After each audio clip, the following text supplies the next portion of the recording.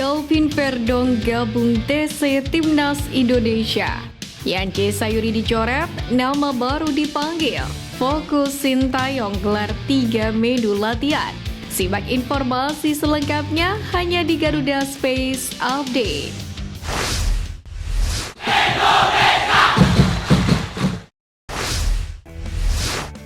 Timnas Indonesia kembali menggelar sesi latihan di Stadion Madia, Gelora Bung Karno, Jakarta pada Jumat 31 Mei pagi. Ada pemandangan menarik dalam sesi latihan skuad Garuda ini, sebab pemain keturunan Belanda Calvin Verdong tampak hadir. Ini adalah kali pertama pemain NEC Nijmegen itu mengikuti sesi latihan bersama dengan Timnas Indonesia. Calvin Verdong sendiri terlihat mencoba membaur dengan rekan-rekan barunya di Timnas Indonesia, termasuk dengan sang pelatih Sintayong. Dalam sesi latihan ini, Verdong masih terlihat begitu kaku. Saat memasuki Stadion Madia, pemain 27 tahun ini tak banyak bicara. Status Calvin Verdong sendiri sampai saat ini masih belum menjadi warga negara Indonesia. Pemain yang punya garis keturunan Aceh itu masih harus menjalani proses naturalisasi. Kendati demikian, Ketua BTN Sumarji menjelaskan bahwa semua proses tengah diusahakan.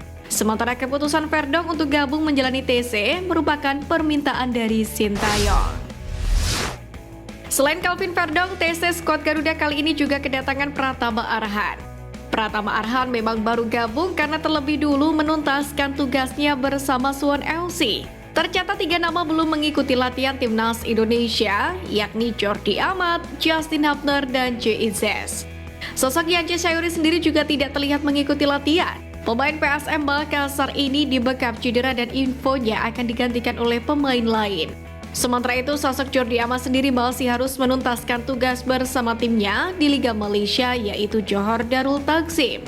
Jordi Amat sendiri dijadwalkan baru akan bertolak dari Malaysia ke Indonesia pada hari ini. Patut ditunggu apakah Jordi Amat bisa main ketika Indonesia bersua Tanzania pada partai uji coba 2 Juni nanti.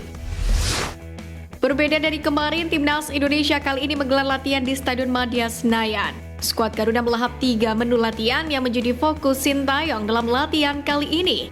3 materi latihan Timnas Indonesia tersebut adalah latihan intensitas tinggi, pemulihan fisik, dan menjaga sentuhan bola. Sebelumnya, latihan perdana Timnas Indonesia telah digelar di lapangan B Komplek GBK pada hari Rabu.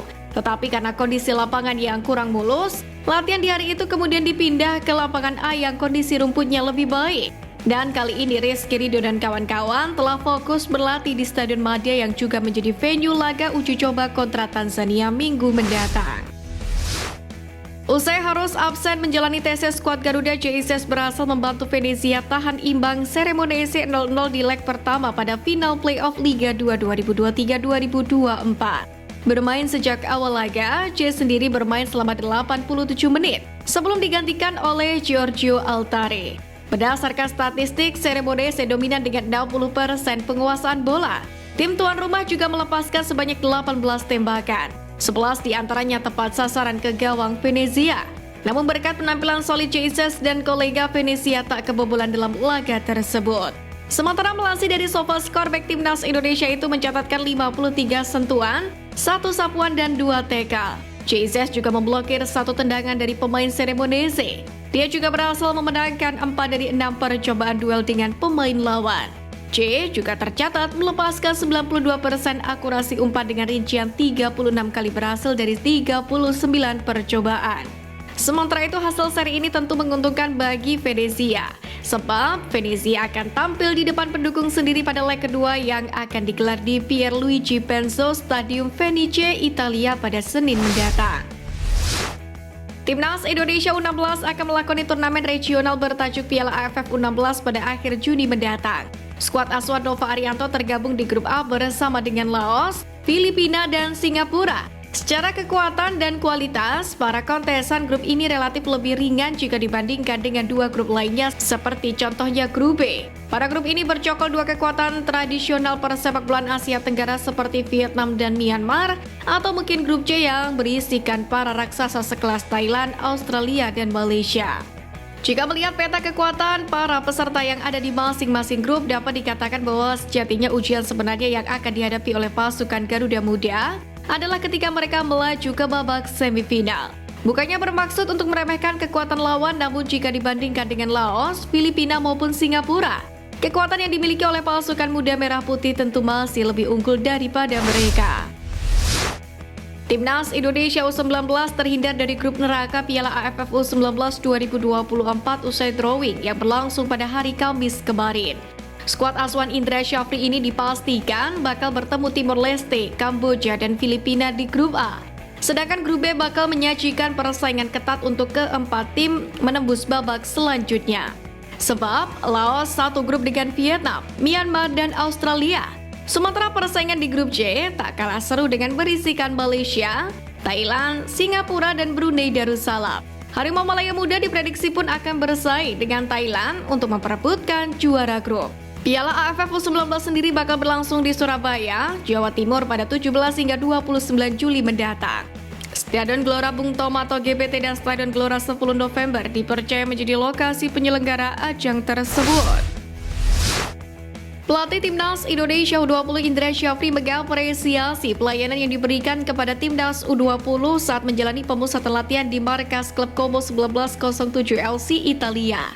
Sebelum mengikuti turnamen tahun 2024, melalui unggahan Instagram pribadinya, ia menyampaikan terima kasih secara khusus kepada Mirwan Suarso, Head Coach Ocean Robert, Jas Fabregas, dan semua staf Como 1907 FC yang telah memberikan akses penuh bagi Timnas U20.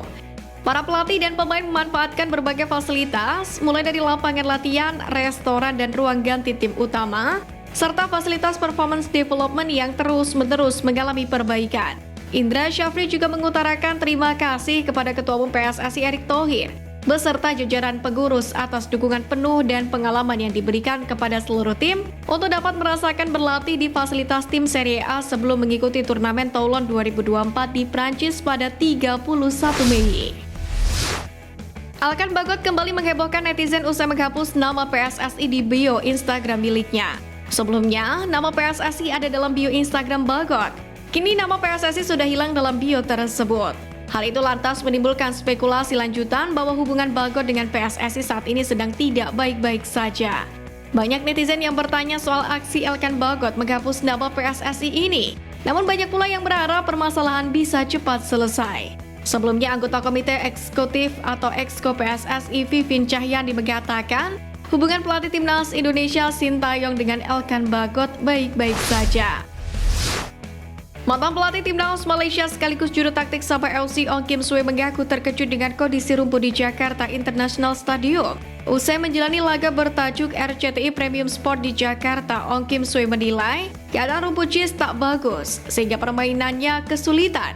Ia juga menyebut bahwa bola tak bisa bergerak dengan lancar karena kondisi rumput JIS yang tidak memenuhi standar.